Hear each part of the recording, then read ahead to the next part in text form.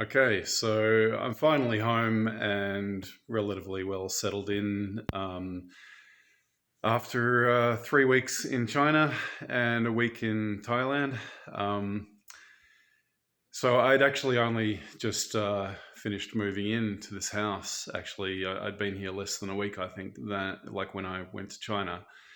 So it was a pretty amazing trip for a lot of reasons, but not the least of which was that I'd been busy relocating and all of a sudden was in another country. But the impressions that I got, I can only say wow. I mean, it's really hard to put into words, but uh, I'll begin by saying this. So I grew up in a tiny little country town at first. It's called Dimboola, which some of you might have heard of, many of you probably not. It's in Western Victoria, in the Wimmera region. Back in the early 70s, when I was a kid, maybe population about 2,000 people spread over a very wide wheat farming community, or largely wheat farming, very dry area. Um, and so that was, my very first experience of life was a tiny little country town.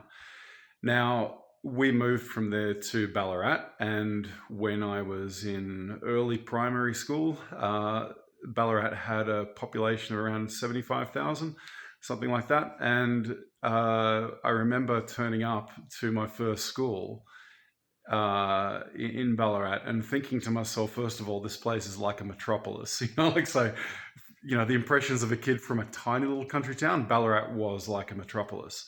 And the kids in school knew their three times tables, and I was so impressed. They were so sophisticated. And so, I mean, over the years since then, I moved to Melbourne. I, lived up and down the east coast of Australia, and I had been to New York for I think it was like 7 days or 10 days. Like it wasn't that long.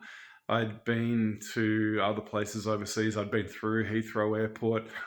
I'd been to Prague in the Czech Republic, mostly just traveling around Australia, though, and New Zealand.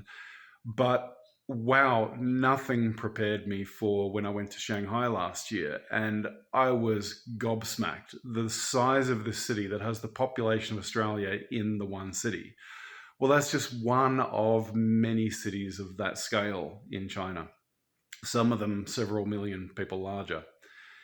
And so, yeah, that was kind of really one of the first things that blew my mind was just the monumental scale of the cities. So, in this recent tour, we traveled through many different places, and all of them were just gigantic cities in that regard.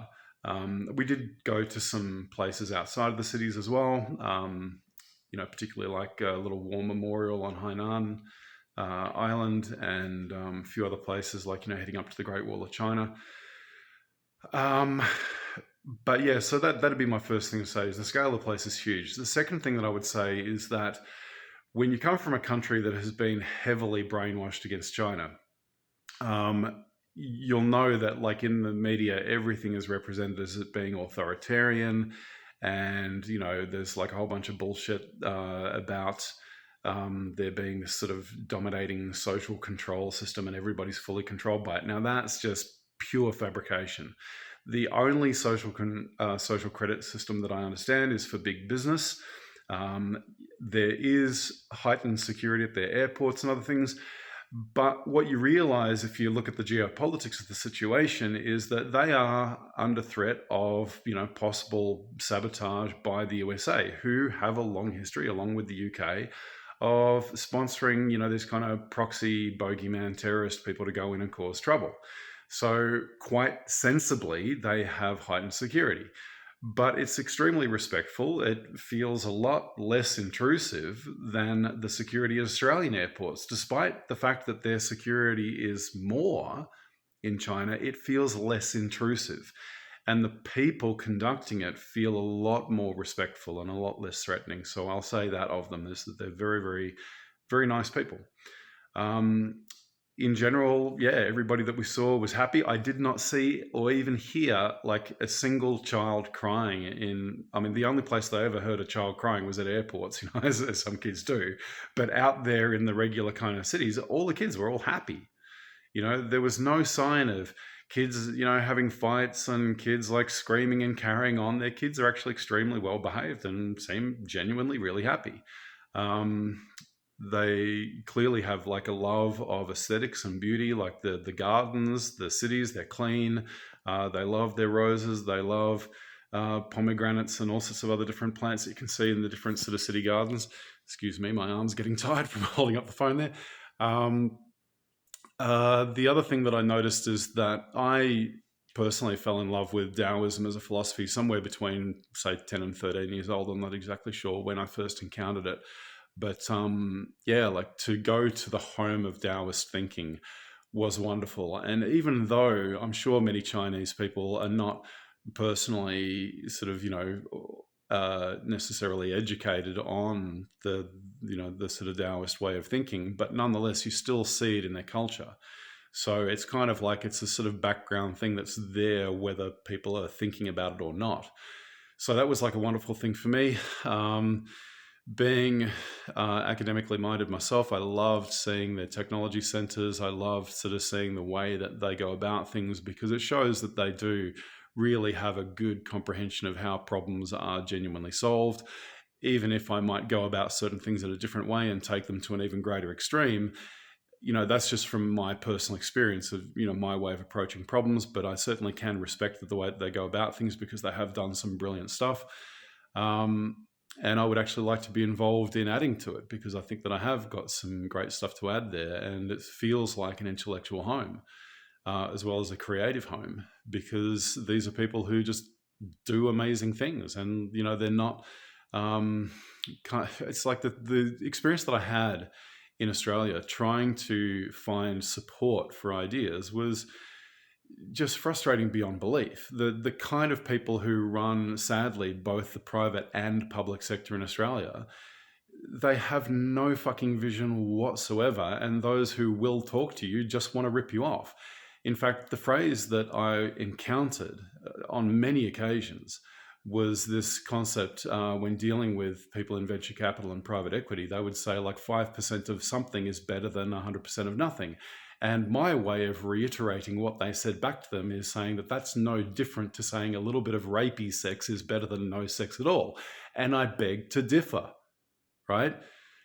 I do not get the impression that the Chinese would try to rip me off. I genuinely think that they are quite honest when they say they want win-win solutions, and they recognize it's like that if something's a really great idea, if it's going to make a benefit in the world, then they'd love to be involved.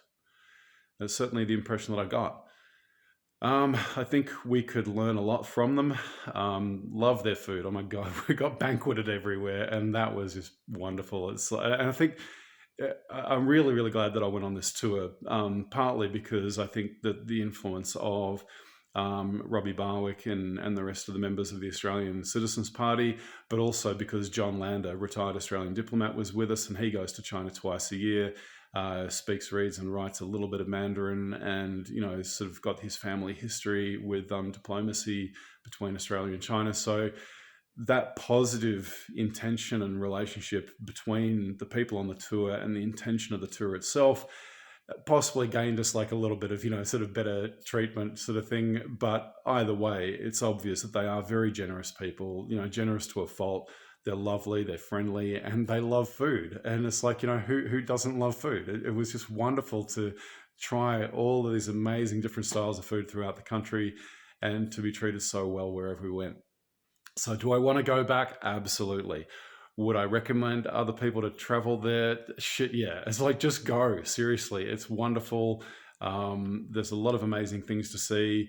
My personal experience from my first time that I went there for a single day versus like sort of going back for this full like 3-week tour was that, if you're at all unconfident about travel, I'd say go with a tour first time, because certainly I'm glad that I went with this tour, because my first trip was a little bit difficult with respect to the Great Firewall of China, and I have very old phones, so they didn't work. I couldn't access the internet and search it in English. I couldn't use my Alipay the first time I tried. My WeChat got hacked.